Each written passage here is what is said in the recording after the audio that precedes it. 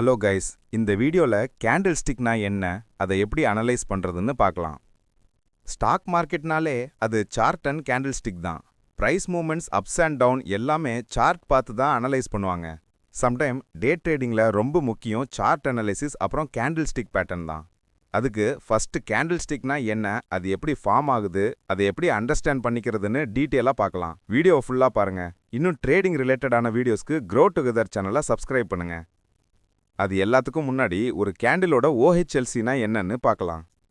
ஸ்க்ரீன்ல இருக்கிற rectangle shape இருக்கிறது தான் கேண்டில் ஸ்டிக். இதுக்கு 3 இம்பார்ட்டன்ட் எலிமெண்ட்ஸ் இருக்கு: கலர், பாடி, விக் ஆர் ஷேடோ. கேண்டில் கிரீன் கலர்ல இருந்தா பிரைஸ் இன்க்ரீஸ் ஆகுதுன்னு, கேண்டில் ரெட் கலர்ல இருந்தா பிரைஸ் டிக்ரீஸ் ஆகுதுன்னு புரிஞ்சுக்கணும்.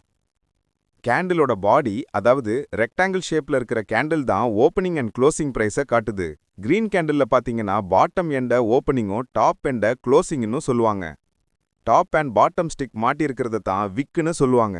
இந்த விக் ஒரு டைம் ஃப்ரேம்குள்ள அதிகபட்சம் எவ்வளோ பிரைஸ் போச்சுனோ குறைஞ்சபட்சம் எவ்வளோ பிரைஸ் போச்சுனோ இண்டிகேட் பண்ணும்.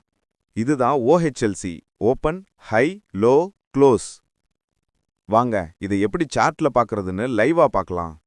இப்ப நான் நிஃப்டி 50ன்னு இந்தியாவோட டாப் 50 கம்பெனிஸை ரெப்ரசென்ட் பண்ற இண்டெக்ஸை ஓபன் பண்றேன். இதுல நம்ம பார்த்த green and red candles chart இருக்கு. இப்ப அதுல டைம் ஃப்ரேமை சேஞ்ச் பண்ணுவோம். 1 டேல வைக்கிறேன். இப்ப காமிக்கிற ஒரு கேண்டிலும் ஒரு டேவோட பிரைஸ் மூவ்மெண்ட்டை காமிக்குது. அதாவது எக்ஸாம்பிளுக்கு ஆகஸ்ட் 29th டேட்ல ஒரு கேண்டில் இருக்குன்னா அன்னைக்கு நிஃப்டி 50யோட பிரைஸ் ஓப்பன் அண்ட் க்ளோஸ் பிரைஸை காமிக்கும்.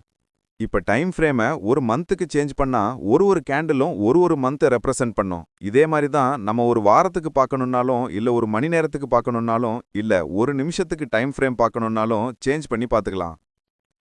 இப்ப டைம் ஃப்ரேம் 5 மினிட்ஸ் வைக்கிறேன்னா அப்போ ஒரு கேண்டிலும் 5 மினிட்ஸ்ல பிரைஸ் எவ்வளோ மேல போயிருக்கு எவ்வளோ கீழே போயிருக்குன்னு காமிக்கும். இதை யூஸ் பண்ணி தான் ட்ரேடர்ஸ் எங்க பை பண்ணணும் எங்க செல் பண்ணணும்னு அனலைஸ் பண்ணி ட்ரேட் பண்ணுவாங்க. இன்ட்ராடே ட்ரேடர்ஸ் அவங்களுக்கு கன்வீனியன்ட்டா இருக்கிற டைம் ஃப்ரேம் 5 மினிட்ஸோ இல்ல 15 மினிட்ஸோ யூஸ் பண்ணி ட்ரேட் பண்ணுவாங்க.